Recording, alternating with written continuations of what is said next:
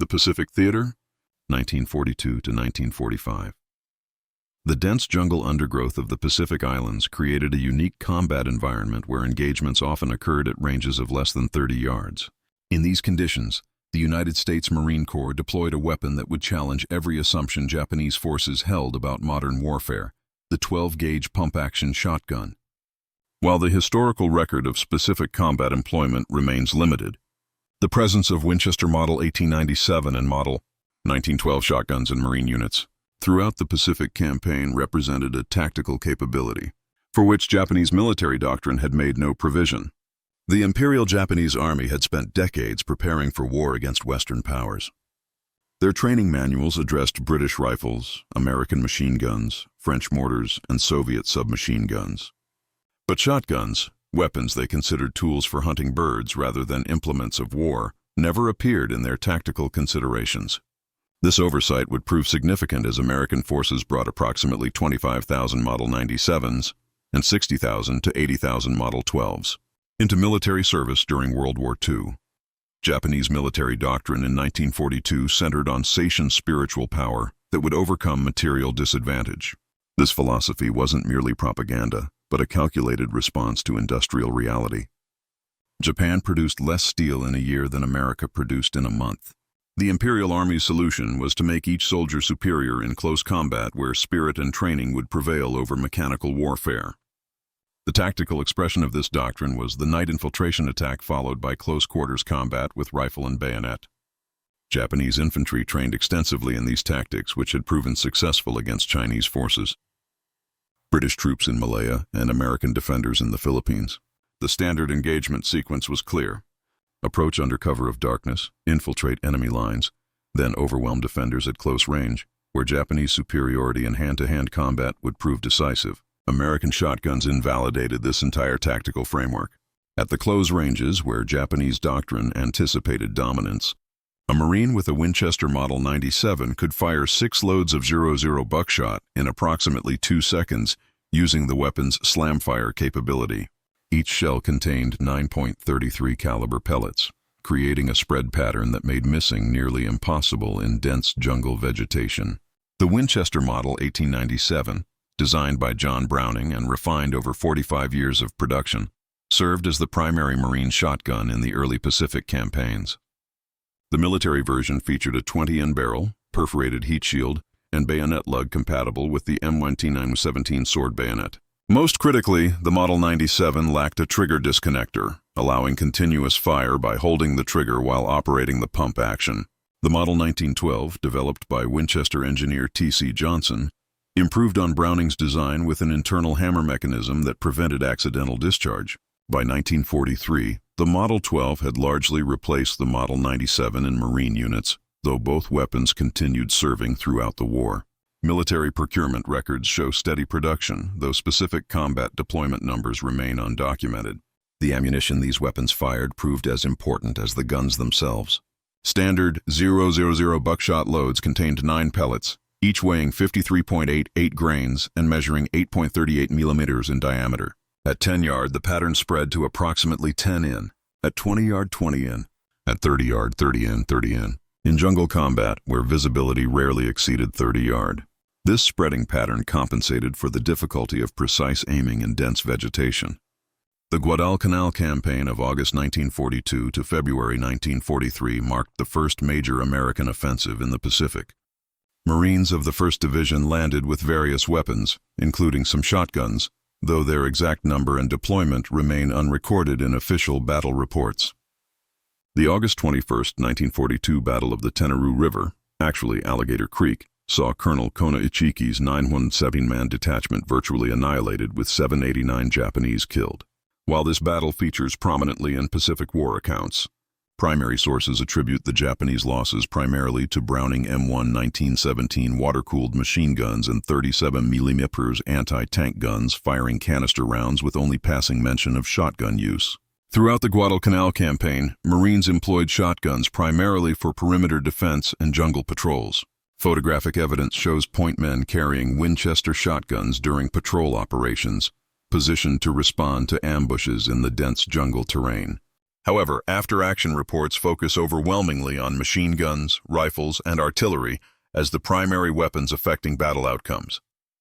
The jungle environment of Guadalcanal created unique challenges for all weapons, but particularly for shotguns.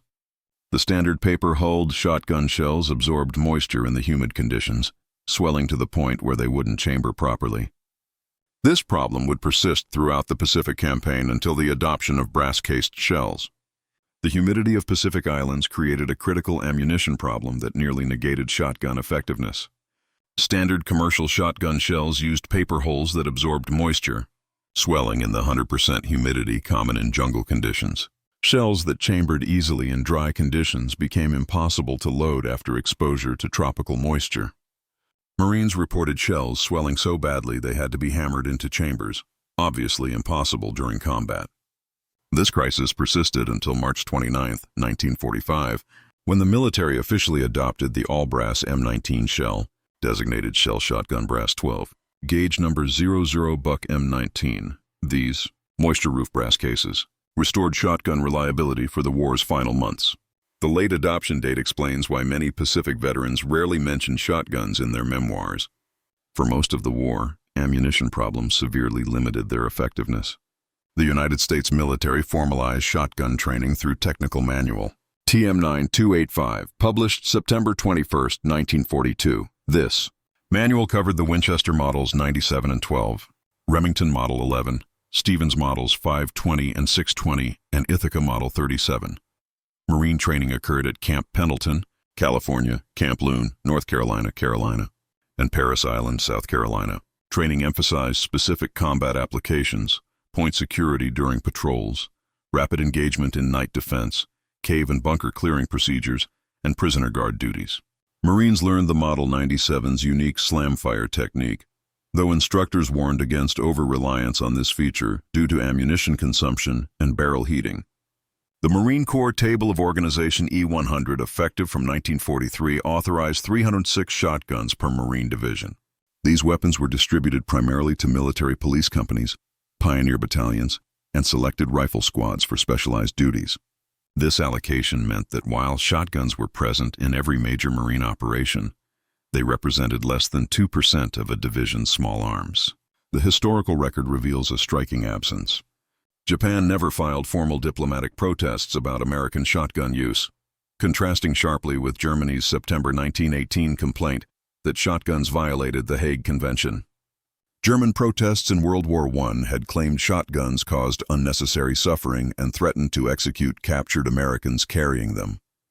Japanese military documents captured during and after the war make no specific mention of shotguns requiring special countermeasures.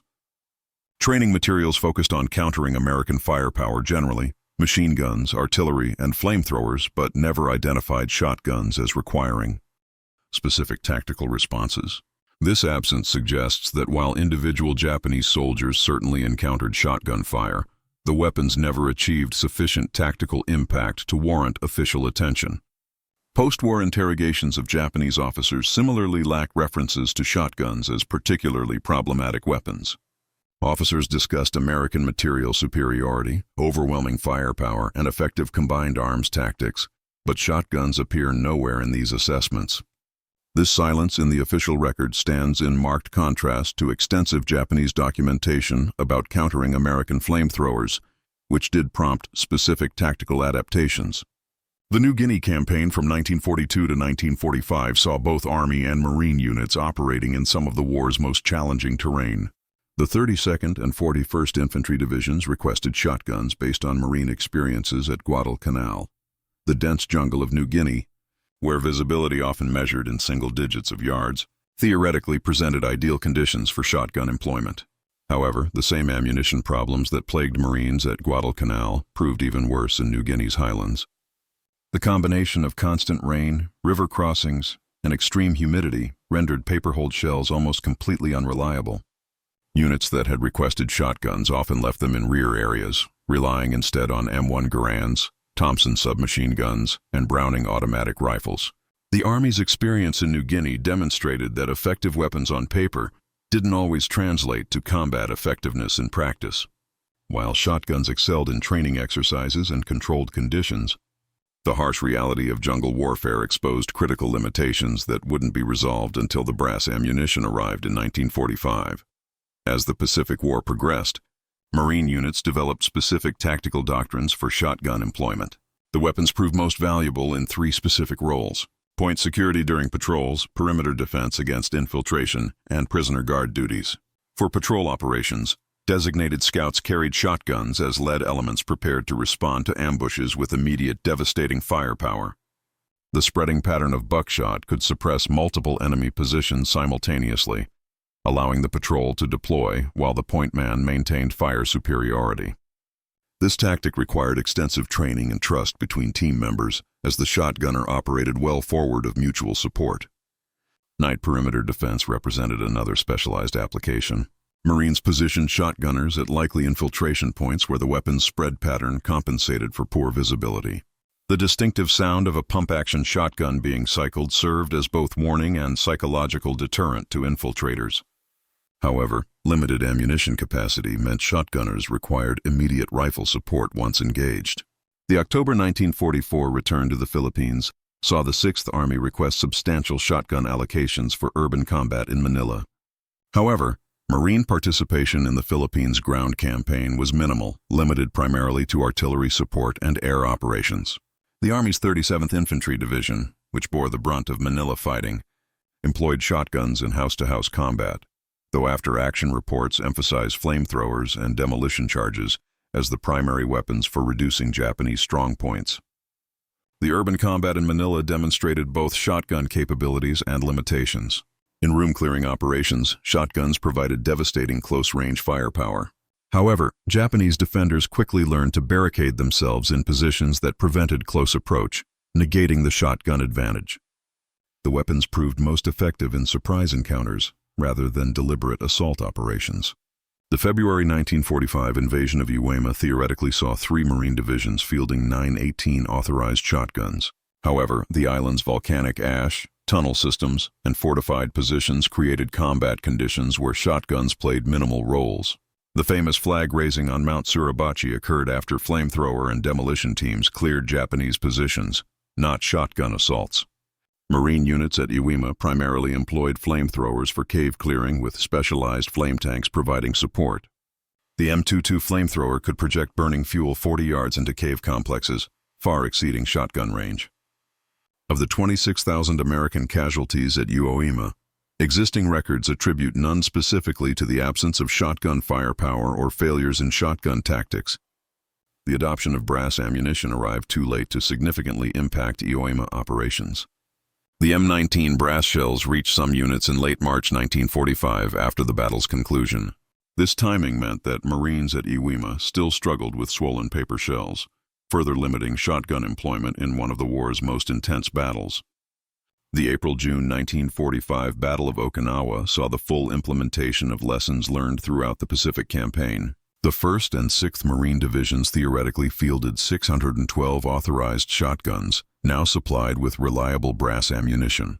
However, the battle's character fought largely in open terrain against prepared defensive positions offered limited opportunities for shotgun employment. The Japanese 32nd Army on Okinawa had adopted a defense in-depth strategy, avoiding the banzai charges that had characterized earlier battles. Japanese forces occupied fortified positions in the Shuri Line, fighting from bunkers and cave systems that kept American infantry at extended ranges.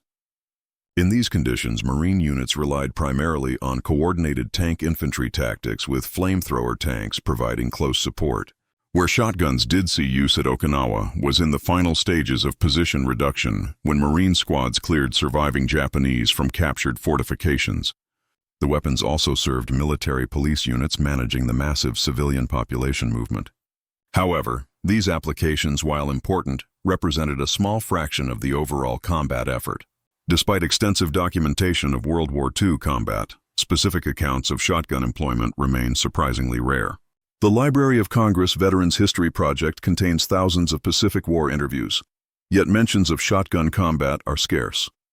The National Museum of the Pacific War holds over 4,000 oral histories, but detailed shotgun combat accounts are nearly absent. Eugene Sledge's memoir, With the Old Breed, considered one of the finest Pacific War narratives, never mentions shotguns, despite his service in a rifle company at Palolo and Okinawa. Robert Leckey's Helmet for My Pillow similarly omits shotgun discussion despite his service with the 1st Marine Division at Guadalcanal. These omissions from detailed, comprehensive memoirs suggest shotguns played peripheral rather than central roles in Marine combat experience. The few available references describe shotguns as valuable for specific situations, but not as primary combat weapons. Veterans recall appreciating shotguns for night security and jungle ambushes, but emphasize rifles, machine guns, and mortars as the weapons that determined battle outcomes. This perspective aligns with official records showing shotguns comprising less than 2% of division armament. American industry produced substantial numbers of military shotguns during World War II. Winchester manufactured approximately 25,000 Model 97s and 60,000 to 80,000 Model 12s for military contracts. Remington, Stevens, and Ithaca contributed additional thousands. This production capacity demonstrated American industrial might, but doesn't necessarily translate to combat employment. Many shotguns served in training facilities, guard units, and rear area security, rather than frontline combat. The military police required shotguns for prisoner management and convoy security. Navy vessels carried shotguns for boarding operations and security duties. Air bases employed shotguns for perimeter defense. These necessary but non-combat roles absorbed much of the production. The disconnect between production numbers and combat accounts suggests that while America possessed the industrial capacity to arm every Marine squad with shotguns, practical limitations, ammunition problems, tactical constraints, and doctrinal preferences meant most remained in secondary roles. The shotgun served as a specialized tool rather than a standard combat weapon. To understand shotgun's actual role in Pacific combat, comparison with other weapons proves instructive. The M2 flamethrower, introduced in 1943, appeared in virtually every account of cave and bunker clearing. Marines at Iwo Jima employed 27,000 gallons of flamethrower fuel with detailed records of its effectiveness. By contrast, shotgun ammunition expenditure records remain conspicuously absent from the same reports. The Browning automatic rifle, BAR, served as the Marine squad's base of fire with extensive documentation of its employment and effectiveness. Every Marine rifle squad included 3 BAR teams by 1944, with detailed training programs and tactical doctrine. Shotguns, despite their theoretical authorization, never achieved similar doctrinal integration or combat documentation. Even the relatively rare M1918 Browning machine gun generated more combat accounts than shotguns. Veterans describe specific instances of Browning gun employment, ammunition consumption, and tactical impact. The absence of similar shotgun accounts suggests their actual combat use remained limited despite official authorization and production numbers. The disconnect between shotgun mythology and historical reality reflects broader patterns in World War II historiography. Popular culture influenced by films and sensationalized accounts has elevated certain weapons beyond their actual significance. The shotgun, with its dramatic visual impact and devastating close-range effect, naturally attracted such mythologizing. Post-war films depicted Marines clearing Japanese positions with shotguns, creating lasting public impressions unsupported by primary sources. Video games and popular histories perpetuated these images, establishing shotguns as iconic Pacific War weapons despite limited documentation of their actual employment. This myth-making process obscures the more mundane reality of their primarily auxiliary roles. The mythology serves narrative purposes, providing dramatic close combat encounters and technological contrasts between American and Japanese forces. However, historical accuracy requires acknowledging that while shotguns were present and occasionally effective, they never achieved the tactical significance of rifles, machine guns, mortars, or flamethrowers in determining battle outcomes. The few documented veteran accounts of shotgun use provide valuable insights into their actual employment. Marines who carried shotguns recall them as useful for specific situations but burdensome for general combat. The weapon's weight, limited ammunition capacity, and specialized role meant many preferred rifles for routine operations. A Marine veteran interviewed in 1985 recalled carrying a Model 97 on Guadalcanal. It was good for night watch and jungle paths, but you couldn't engage at range. When the shooting started, you wanted a rifle. This practical assessment reflects the weapon's limitations in varied combat situations. Shotguns excelled in their niche but couldn't serve as primary armament. Another veteran from the 2nd Marine Division described shotgun allocation. Each squad was supposed to have one, but half the time it stayed with the company gear, too specialized for everyday use. This comment illustrates the gap between official authorization and practical employment. Units possessed shotguns, but often found rifles more versatile for routine operations. The March 1945 adoption of brass-cased M19 ammunition theoretically solved the moisture problem that had plagued shotguns throughout the Pacific War. However, this development came too late to significantly impact combat operations. By March 1945, Iwo was secured and the Okinawa invasion was weeks away. The Philippines campaign had largely concluded and remaining Pacific battles would be fought with established tactics. The brass ammunition did prove valuable for occupation duties and the planned invasion of Japan. Military planners preparing for Operation Downfall requested substantial shotgun allocations for urban combat in Japanese cities. The atomic bomb's use eliminated this requirement, leaving the brass ammunition's combat effectiveness largely untested. Post-war analysis suggested the brass ammunition would have dramatically improved shotgun effectiveness had it been available earlier. However, such speculation cannot alter the historical record. For most of the Pacific War, shotguns suffered from critical ammunition reliability problems that severely limited their combat utility. The absence of specific Japanese countermeasures to shotguns provides important historical context. Japanese forces developed detailed responses to American weapons that significantly impacted combat. Overhead cover against mortars, spider holes against tanks, reverse slope defenses against naval gunfire. The lack of similar shotgun countermeasures suggests they never achieved comparable tactical impact. Japanese tactical evolution during the Pacific War focused on countering American material superiority through terrain utilization and defensive depth. The shift from beach defense to inland fortifications, the development of interconnected tunnel systems, and the eventual abandonment of banzai charges all responded to American firepower generally, rather than specific weapons like shotguns. Post-war Japanese military studies extensively analyzed American tactics and weapons but barely mentioned shotguns. These studies detail American artillery coordination, naval gunfire support, and tank infantry cooperation. The absence of shotgun analysis in otherwise comprehensive examinations suggests their minimal impact on Japanese tactical thinking. One of the most telling aspects of the shotgun story is the complete absence of statistical documentation. World War II generated enormous quantities of data, ammunition expenditure, casualty correlations, weapon effectiveness studies. Yet no reliable statistics exist correlating shotgun employment with enemy casualties or tactical outcomes. The Operational Research Section, which analyzed weapon effectiveness throughout the war, produced detailed studies of artillery, mortars, and small arms. These reports quantified hit probabilities, casualty rates, and ammunition efficiency. No comparable shotgun studies exist in the archives, suggesting insufficient combat employment to generate meaningful statistics. Even informal estimates remain absent from the record. Veterans readily estimate rifle rounds fired, grenades thrown, or mortar shells expended. Similar shotgun statistics don't appear in memoirs or interviews. This statistical void indicates shotguns remained peripheral to main combat operations, despite their theoretical presence in Marine units. The extensive shotgun training provided at Marine camps created expectations that combat experience didn't fulfill. Marines learned slamfire techniques, practiced jungle shooting scenarios, and qualified with buckshot and slugs.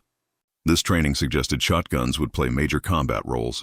However, combat reality differed significantly from training scenarios. The controlled conditions of Camp Pendleton didn't replicate Guadalcanal's humidity or Iwoma's volcanic ash. Training targets didn't shoot back or force engagements at extended ranges. The close-range encounters that dominated training proved less common than anticipated in actual combat. This disconnect between training emphasis and combat employment parallels other World War II experiences. Bayonet training consumed extensive time despite minimal bayonet combat. Chemical warfare preparation proved unnecessary when gas attacks never materialized. Shotgun training similarly prepared Marines for combat scenarios that rarely developed as expected. The logistical challenges of shotgun ammunition supply further limited combat employment. Each 12-gauge shell weighed approximately twice as much as a rifle cartridge while taking up 3 times the space.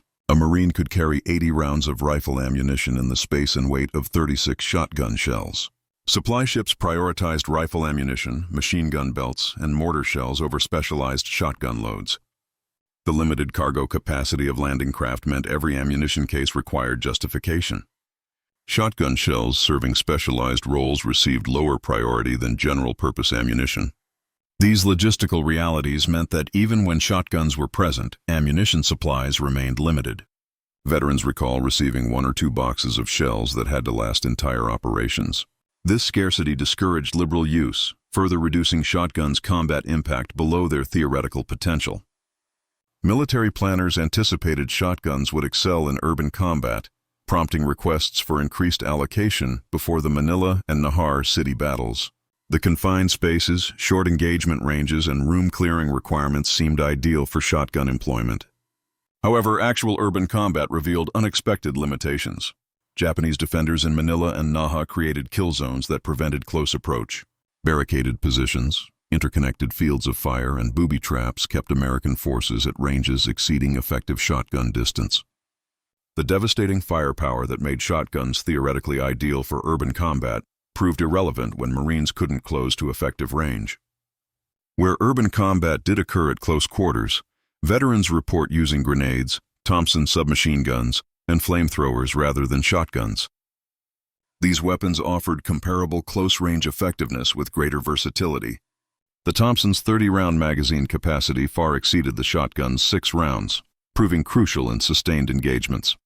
While shotguns left minimal documented impact on Japanese military thinking, they achieved disproportionate cultural significance in American military mythology. The image of a Marine with a trench gun clearing Japanese positions became iconic, despite limited historical foundation. This cultural impact exceeds the weapon's actual combat contribution. The shotgun represented American pragmatism, using hunting weapons for military purposes, regardless of European military conventions. This narrative appealed to American self-perception as practical innovators unconstrained by traditional military thinking. The mythology served propaganda purposes, even if combat reality proved more complex. Japanese military culture focused on rifles, machine guns, and artillery as proper military weapons, never incorporated shotguns into their warfare conceptualization. This cultural blind spot supposedly left them unprepared, though the historical record suggests their lack of preparation stemmed from shotguns' limited actual employment rather than cultural oversight. The shotgun story illustrates the complex relationship between technology and military doctrine. The weapons themselves functioned as designed, devastating at close range with spreading patterns ideal for jungle combat. However, their successful employment required specific tactical conditions that rarely materialized in actual combat. Marine doctrine evolved throughout the Pacific War, but shotguns never achieved full integration into tactical systems. They remained supplementary weapons for specific situations rather than integral components of squad firepower. This doctrinal marginalization reflected practical combat experience rather than technological limitations. The contrast with successful weapon integration proves instructive. The bar became central to Marine squad tactics with detailed doctrine for its employment. The flamethrower revolutionized bunker clearing, generating extensive tactical development. Shotguns, despite their theoretical potential, never prompted similar doctrinal evolution. Military administrative records provide another perspective on shotgun employment. Requisitions, repair reports, and replacement requests document weapon usage patterns. Rifle and machine gun parts appear constantly in supply records, indicating heavy use. Shotgun parts requests remain notably rare, suggesting limited wear from combat employment. Armora reports from Marine divisions show similar patterns. Rifles and machine guns required constant maintenance from combat use. Shotguns primarily needed cleaning from storage corrosion rather than firing wear. These maintenance patterns indicate that most shotguns spent more time in arms rooms than in combat. Ammunition requisitions tell the same story. Divisions requested millions of rifle rounds and hundreds of thousands of machine gun rounds for operations. Shotgun shell requests remained modest, often for training rather than combat consumption. These administrative records corroborate the limited combat employment suggested by veteran accounts. Other nations' experiences provide context for evaluating American shotgun employment. British and Australian forces in the Pacific possessed minimal shotguns, relying instead on rifles and submachine guns for jungle warfare. Their combat effectiveness without shotguns suggests the weapons weren't essential for Pacific combat success. Soviet forces fighting in varied terrain from urban Stalingrad to rural Kursk never adopted combat shotguns despite massive small arms production. Chinese forces engaged in close-quarters combat throughout their war with Japan similarly didn't employ shotguns despite desperate need for effective weapons. This international perspective suggests shotguns represented one tactical option among many, rather than an essential combat capability. Nations achieved similar combat outcomes through different weapon combinations, indicating shotguns' tactical impact remained marginal despite American production capacity. Post-war military analysis evaluated World War II weapons for future conflicts. The Army's Infantry Board conducted extensive studies determining which weapons merited continued development. Rifles, machine guns, mortars, and recoilless rifles received priority. Shotguns earned minimal attention, suggesting their World War II performance didn't justify major investment. The Korean War saw limited shotgun employment despite extensive close-quarters combat. Marines in Korea carried M1 Garands, bars, and carbines rather than shotguns for patrol operations. This practical choice by combat veterans of the Pacific War indicates their assessment of shotguns' actual versus theoretical utility. Vietnam would see renewed shotgun use, particularly modified commercial models for jungle patrol. However, even in Vietnam's close-range combat, shotguns remained specialized weapons for point men and tunnel rats rather than standard armament. This pattern continues today, with shotguns serving specific military roles rather than general combat. The historical record supports several conclusions about Japanese encounters with American shotguns in World War II. First, while shotguns were present in Marine units throughout the Pacific Campaign, their actual combat employment remained limited due to ammunition problems, tactical constraints, and doctrinal preferences. The March 1945 adoption of brass ammunition came too late to significantly impact combat operations. Second, Japanese forces never developed specific countermeasures to shotguns because they never achieved sufficient tactical impact to warrant special attention. The absence of shotgun references in Japanese military documents, training materials, and post-war analyses indicates their marginal role in